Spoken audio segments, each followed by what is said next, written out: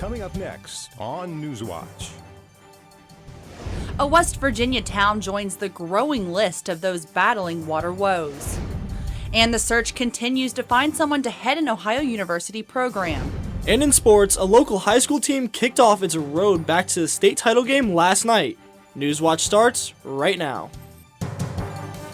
Broadcasting live from WOUB TV in Athens, this is Newswatch. A service to those with disabilities in Athens County will soon close its doors due to lack of funding. Good evening and thanks for joining us. I'm Katie Anderson. A federal mandate will close the Office of Advocacy Training, Careers and Opportunities, also known as ADCO, by 2019.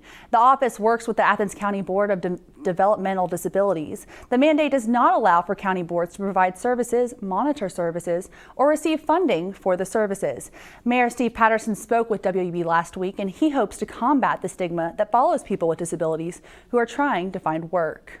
At the end of the day, we're all human beings, and so, give every human being a chance, regardless of what, whether you may think they're different than you are or not. It's something I'm going to push for anyway, is to try to correct that culture if I can, and if I can do it by being the mayor and showing that, we all have a heart, we all have a brain.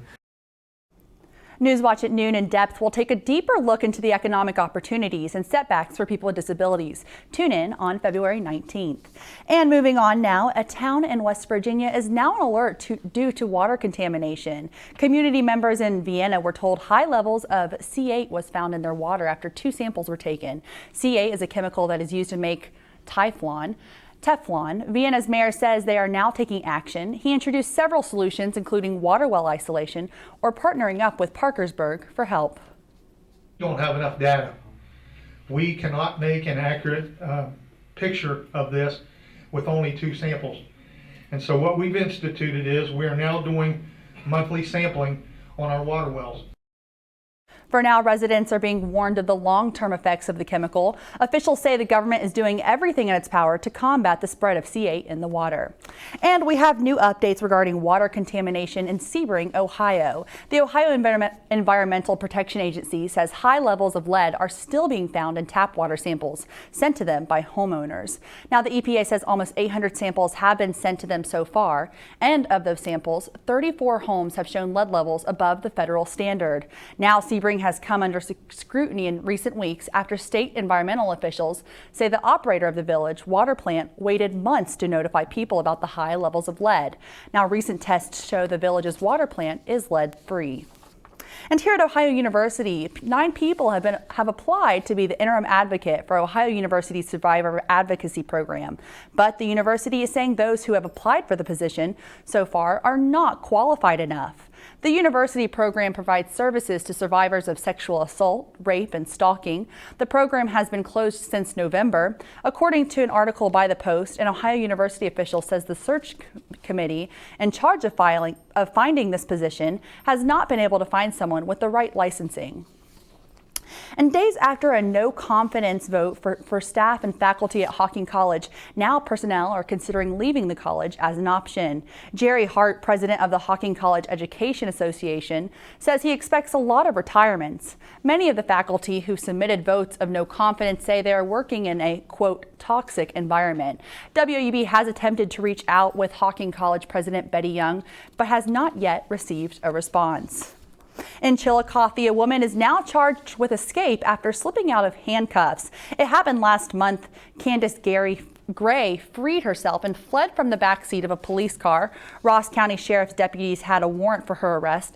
They found the 25-year-old in the attic of a house on Blaine Highway. Gray was placed in the back of a cruiser when she managed to slip her hands out of the handcuffs. Gray did not get far before deputies noticed and stopped her. The effort to push out 2 injection wells in Athens County has been denied. The appeal made by the Athens County Fracking Action Network was ruled against by a Franklin County judge. The appeal was against K&H Partners injection well in Troy Township. The Ohio Division of Oil and Gas Resources Management issued a permit in 2013 for K&H Partners' second injection well in Troy. On Tuesday, the Judge Patrick Sheeran agreed that the permit was a drilling permit. He says the legislation has not not given authority for the commission to hear drilling permit cases.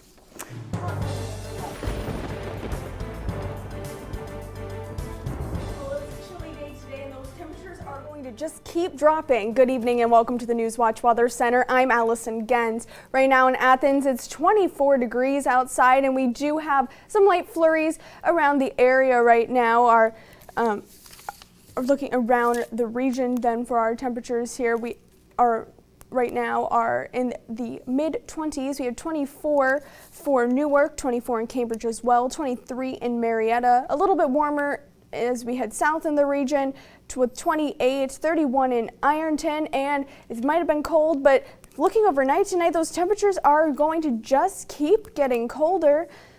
Tonight, temperatures dropping down into the single digits, 5 for Newark, 7 in Columbus, 5 in Athens, and in Jackson. And and those temperatures tomorrow going to keep dropping and starting to see those wind chills also feeling colder, making it feel a lot colder than it actually is in the below zero temperatures. So I'll tell you a little bit more about what you can expect with those cold temperatures and some possible snow in my extended forecast. Thanks, Allison. And the man accused of attacking people with a machete in Columbus restaurant has now been identified. Mohammed Berry attacked 5 people before he was fatally shot by police. The attack happened last night at a Mediterranean restaurant in northeast Columbus. One of the 4 victims is in critical condition at Grant Medical Center. The other 3 had little to no injuries. The attacker was fatally shot by police after lunging at them with a machete. It's unclear what motivated the attack. And first CVS and now Kroger. Today, Kroger announced that they will now offer a drug that reverses the effects of heroin overdoses in Ohio and northern Kentucky. It will not require a prescription and will be available to more than 200 Kroger pharmacies within the next week. CVS also announced earlier this month they will be providing the drug in stores throughout Ohio. Ohio's overdose deaths increased 18% in 2014. Now, this is all in an effort to fight what Ohio's Attorney General calls a heroin epidemic. While the country is gearing up for the South Carolina primaries, voters in Ohio could cast their ballots before then. Early voting and absentee voting are beginning in Ohio this month. Secretary of State John Husted says voters should remember that voting in any election is important, and an election could come down to the Buckeye State. Voters will be able to start voting essentially a month before the election, whether in person at their Board of Elections or at home through an absentee ballot. And voters know that this is important, and both parties are going to be selecting their nominee, and it could be decided right here in Ohio. Early voting begins in Ohio on February 17th. Now, to be eligible to vote in the election in Ohio, you must be registered to vote at least 30 days before the election date. You can register to vote through the County Board of Elections in person or by mail. Harmful bacteria found in a government skyscraper in Ohio's capital. Test results show the bacteria called Legionella was discovered in 3 different locations in the Rhodes State Officer Tower. The Centers for Disease Control and Prevention says the bacteria is transmitted through drinking water. High levels of the bacteria can make people sick with a severe type of pneumonia. And in West Virginia, Governor Earl Ray Tomblin has vetoed bills to make the state the 26th right-to-work state and repeal its prevailing wage. Both bills faced union position and passed on party lines, drawing some House GOP no votes. But Republicans only need a simple majority vote from both GOP-led chambers to override a veto. Governor Tomblin wrote that right-to-work would reduce little to no economic growth and could lower wages. Well, 2 students are now dead after a shooting that took place at their high school. We'll tell you the details after the break. And people living near an Oregon Wildlife Refuge can breathe a sigh of relief as a right-wing occupation ends. The story and more when Newswatch returns. Stay with us. What's happening, TVC basketball fans? My name is Sean Neidig, the host of Hardwood Heroes. Hardwood Heroes is a weekly half-hour show that airs on WOUB at 11 Sunday night and again at 6 on Monday. We provide you with the best Southeastern Ohio high school basketball coverage in the area, both on our show and on the web. Our reporters are at over 20 games every week to recap, so there is no way you can miss us. So tune in to Hardwood Heroes on Sunday night. And until then, I'm your host, Sean Neidig, reminding you to be heroic. Ohio University University students really have a huge sense of pride in our campus, in our school, and in our education. People don't come to Ohio just to go to college. They come here to become a Bobcat. It's a really unique atmosphere. Bobcat pride is having that natural camaraderie. Bobcats are just happy to be Bobcats. My favorite time of year at Ohio has to be homecoming. When the alumni come back, you can see that the love of this university doesn't fade. Once you're a Bobcat, you're always a Bobcat. The student body here at Ohio University absolutely is a family. The students support one another. You become this unit, this big, friendly family unit. There's this connectedness. You feel a part of something.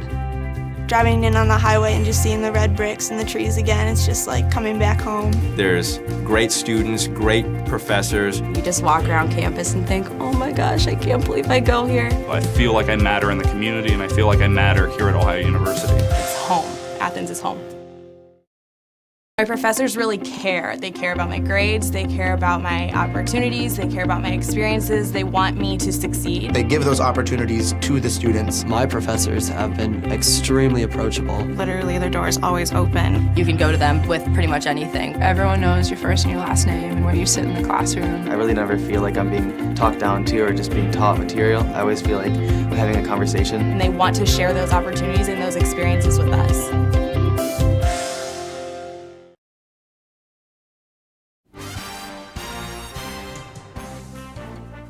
Two 15-year-old girls are now dead after being shot outside of Independence High School in Glendale, Arizona. According to police, the shooting happened this morning. Officials say each had one gunshot wound and a weapon was found near the bodies. Both were 10th graders. They do not know the relationship, if any, the girls had. Investigators say they are not searching for an active shooter. We found out thus far, and what I really want to get out there is, one, we don't believe there's any outstanding suspects. These two young women were found next to each other. There was a weapon found beside them. After nearly 2 months, the occupation of an Oregon wildlife refuge is over. The last protesters were removed yesterday. Now, as the community breathes a sigh of relief, the last holdouts will appear at arraignment hearings today. Kim Hutcherson has the story. 4 right-wing protesters from the Malhorn National Wildlife Refuge are set to appear in federal court in Portland, Oregon Friday after they were taken into custody Thursday. David Fry, Jeff Wayne Banta, Sean Larry Anderson, and Sandra Lynn Anderson surrendered to authorities after a dramatic phone call that was live-streamed on the internet. The only way we're leaving here is either dead or without charges. The surrender of the remaining occupiers brings to an end the 41-day occupation of the refuge. Only a few hours earlier, federal agents arrested Nevada Ranger Cliven Bundy on 6 charges from his 2014 standoff with federal officials. He didn't participate in this occupation, but he is considered to be the figurehead of the protesters' movement and is the father of standoff leader Ammon Bundy.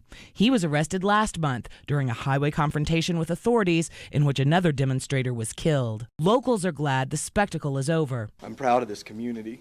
I'm proud of my friends and neighbors. I'm proud of the way that you stood up to this stuff. There's been a lot of hurt.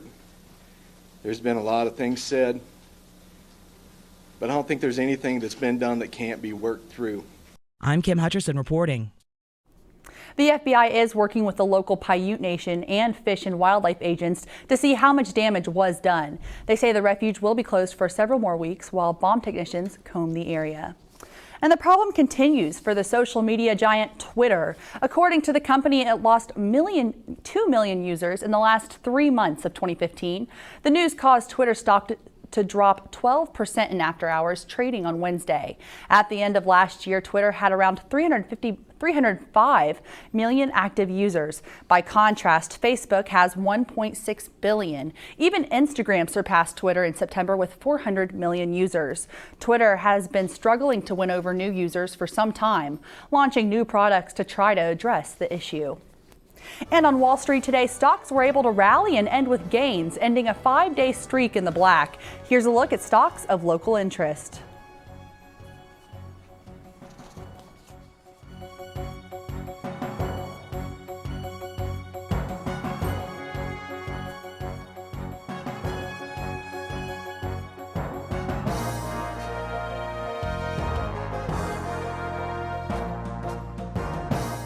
And still to come on Newswatch, cracking the code on food labels. What you might be missing on those brightly colored packages after the break. And cold temperatures are on the way, and along with a chance of snow. I'll tell you about that in my extended forecast next on Newswatch.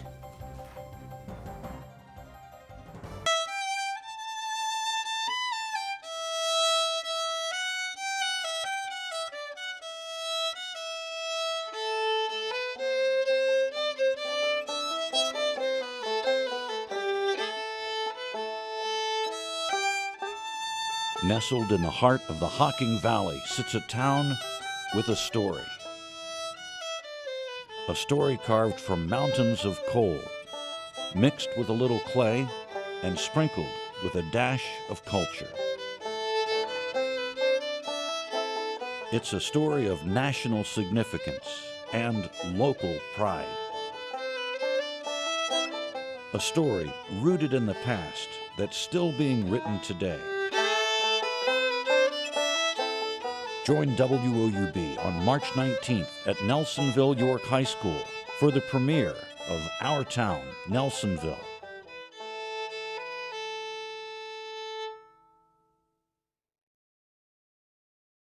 Ohio University students really have a huge sense of pride in our campus, in our school, and in our education. People don't come to Ohio just to go to college. They come here to become a Bobcat. It's a really unique atmosphere. Bobcat pride is having that natural camaraderie. Bobcats are just happy to be Bobcats.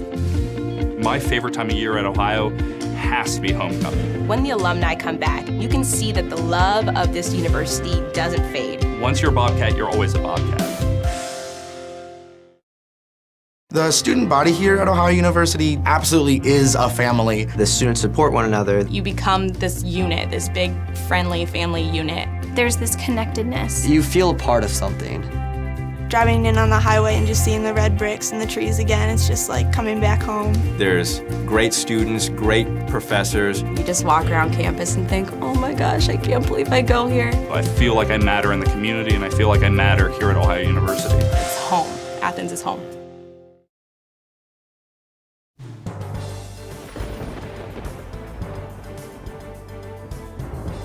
Good evening and welcome back to the Newswatch Weather Center. I'm Allison Gens. Right now in Athens, it's 24 degrees. Winds are southwest at 6 miles per hour, and we do have some light flurries outside as we head into our evening. Now, looking around the region, temperatures are in the mid-20s. We have 24 in Athens, 26 in New Lexington, as well as in Cambridge, 23 in New Martinsville, 23 in Marietta, and a little bit warmer in the south, 28 in Ripley and 31 in Ironton. Our almanac today is showing that we have been much colder than our normal temperatures. 25 was our high today. We're normally around 43 for this time of year, and our low was 0 degrees, and our normal is 25. Now, and those temperatures are going to keep dropping. Now, looking at our precipcast for tonight, you can see that those some of that flurries that are over our region, those are going to continue throughout the night. Some scattered snow showers associated with this system that's moving through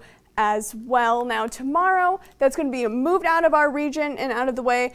However, we are going to then start to have this Arctic front that's going to be giving us very, very chilly temperatures tomorrow with the wind chill that's going to make it feel a lot colder than it actually is. You can see overnight tonight temperatures dropping down into the single digits. We haven't seen much of that this winter season yet. 5 degrees for Athens, 6 in New Martinsville, 6 in Marietta, 10 in Ripley, with the chance of some snow flurries and showers across the region. Now tomorrow, not warming up very much. 13 for Cambridge as well as New Martinsville, 12 in New Lexington, 14 in Marietta, 16 in Ripley, and we're not going to see any snow, but those wind chills going to make it feel in the negative temperatures, so it's going to be a lot colder than it even looks outside tomorrow, so make sure you bundle up if you're heading out. Now, hour by hour, looking at that for tomorrow, it's got 10 a.m., 11 degrees for your temperature in the morning, but it's going to feel like 3 below. So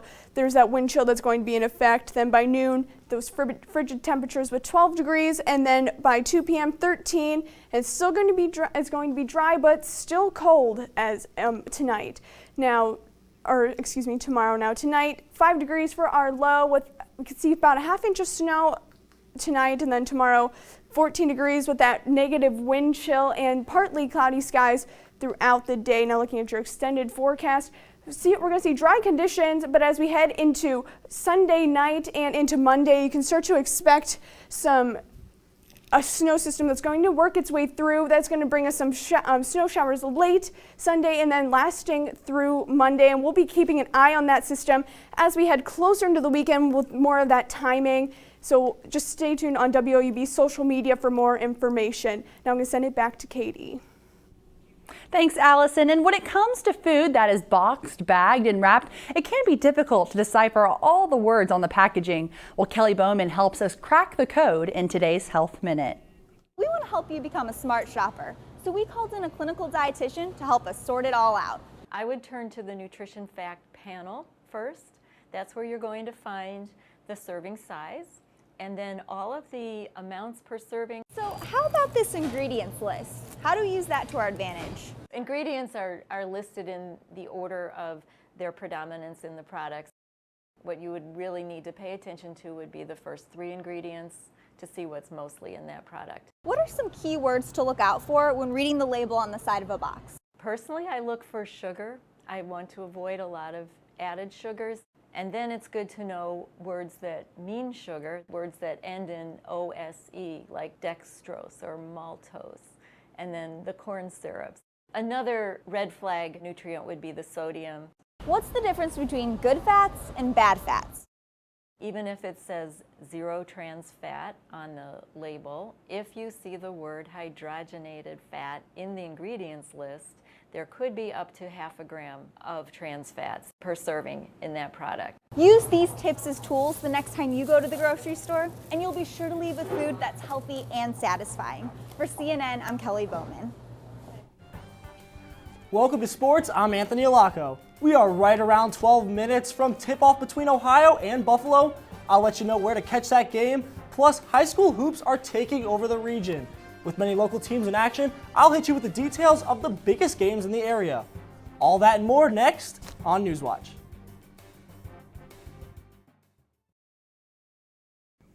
What's happening, TVC basketball fans? My name is Sean Neidig, the host of Hardwood Heroes. Hardwood Heroes is a weekly half-hour show that airs on WOUB at 11 Sunday night and again at 6 on Monday. We provide you with the best Southeastern Ohio high school basketball coverage in the area, both on our show and on the web.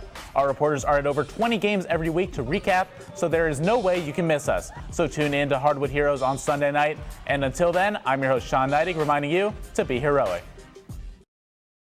Ohio University students really have a huge sense of pride in our campus, in our school, and in our education. People don't come to Ohio just to go to college. They come here to become a Bobcat. It's a really unique atmosphere. Bobcat pride is having that natural camaraderie. Bobcats are just happy to be Bobcats.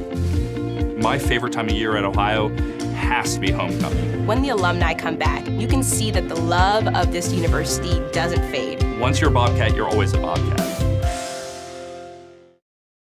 The student body here at Ohio University absolutely is a family. The students support one another. You become this unit, this big, friendly family unit. There's this connectedness. You feel a part of something. Driving in on the highway and just seeing the red bricks and the trees again, it's just like coming back home. There's great students, great professors. You just walk around campus and think, oh my gosh, I can't believe I go here. I feel like I matter in the community, and I feel like I matter here at Ohio University. It's home. Athens is home.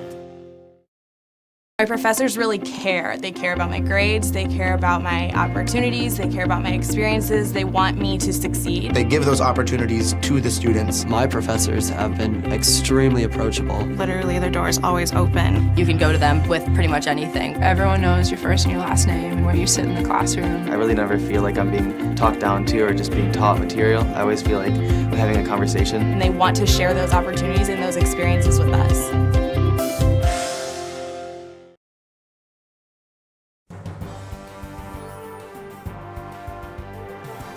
Welcome back, I'm Anthony Alaco. Mid-February means tournament time for high school basketball teams across the state, and the Waterford Lady Wildcats, cut down the first of what they hope to be many nets after their sectional championship win 68-20 over South Gallia last night. Danny Dreyer led the way with 18 points and controlled the defensive end with 3 steals. Waterford coach Jerry Close said, "It's win or go home time and every team will present a unique challenge." The Wildcats play the winner of Western and Glenwood at Jackson High School on the 18th. And moving from Division 4 over onto Division 2, the Vinton County Lady Vikings and Meigs Lady Marauders battled for their shot at a sectional title at Logan High School last night. Battle is the perfect word to describe this closely contested game, throughout which was closely contested, and the Lady Vikings ended up on top 54-47. Michaela Puckett played a big part in the 17-2 run to start the third quarter from Vinton County as it swung back momentum and controlled the game. The Lady Vikings move on to face the Sheridan Lady Generals tomorrow at 12:15 right back at Logan High School. And if you like high school tournament time, tomorrow is your lucky day. Southeast Ohio has a packed slate of games to kick off bright and early at Athens High School. At 10:30 tomorrow morning, Alexander and New Lexington will face off as the Richardson sisters look to keep their first high school season together alive. And after that game, you can drive on over to Meigs and catch Laura Poland's and Eastern battle St. Joe at 1 p.m. Make sure you have a comfy chair, because following that game will be a battle between Trimble and Belpre. Both regular season matchups between the two were settled by less than 10 points. And if you don't mind putting a few extra miles on the car, head back on over to Athens, where Nelsonville, York and Crooksville will be tipping off at 3:45. And now jumping on over from the girls to the boys of the TVC, just a few minutes from now, there will be a game featuring 2 teams going for a TVC Hawking title. The Trimble Tomcats take on the South Gallia Rebels in a game where a win for the Rebels would open the door for Waterford to take sole possession of the Hawking crown, whereas a Tomcat victory tonight and win over Belpre next Tuesday will put them in position to share that title with Waterford. That is, if the Waterford Wildcats can take care of their business against Wahama. Tune in to Hardwood Heroes Sunday night at 11:15 for an update of that title race. And the high school courts aren't the only ones gearing up to play. Games are about to tip off across the MAC, and that includes the Ohio men's team. The Bobcats invade Alumni Arena in Amherst, New York, for the team's first showdown against Buffalo. The Bobcats and Bulls are separated by just 1 game in the MAC East, and the entire country will be watching that conference clash. Right after Newswatch, flip the channel on over to ESPNU to watch Ohio take on Buffalo. And the women's team is also currently away from the Convo as they wait for their matchup with Toledo tomorrow afternoon. Ohio is 10-1 in conference play and will enter the game rolling off of a 25-point win, topping the Northern Illinois Huskies in the Combo February 6th. The Bobcats aren't the only team with momentum, though, as the Rockets have won 4 straight and 8 of their last 10. Tip-off from Savage Arena in Toledo is set for 2 p.m. tomorrow. I'm Anthony Alaco, and that's it for sports. Let's get final weather with Allison. Thanks, Anthony. Tonight, 5 degrees for our temperature. We might see some scattered snow showers throughout the region. Tomorrow might have been cold today, but it's going to be colder tomorrow. 14 degrees for our high temperature. That negative wind chills making it feel much colder than it actually is. Looking at your extended forecast, temperatures go up slightly on Sunday and into Monday, but on those days you can start to expect a snow system working its way through late Sunday night and then through Monday, where you'll see some snow and a chance of snow. So follow WOUB and we'll have more information on that. Back to you, Katie. Thanks, Allison. And here's a look at what's coming up tonight on your public television station.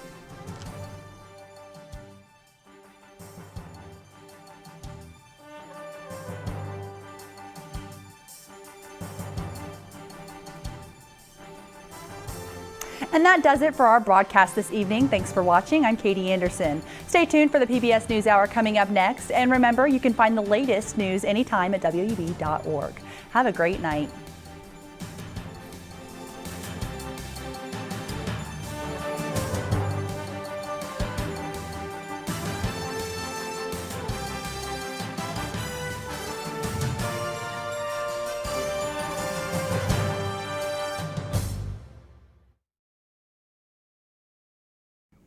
What's happening, TVC basketball fans? My name is Sean Neidig, the host of Hardwood Heroes. Hardwood Heroes is a weekly half-hour show that airs on WOUB at 11 Sunday night and again at 6 on Monday. We provide you with the best Southeastern Ohio high school basketball coverage in the area, both on our show and on the web.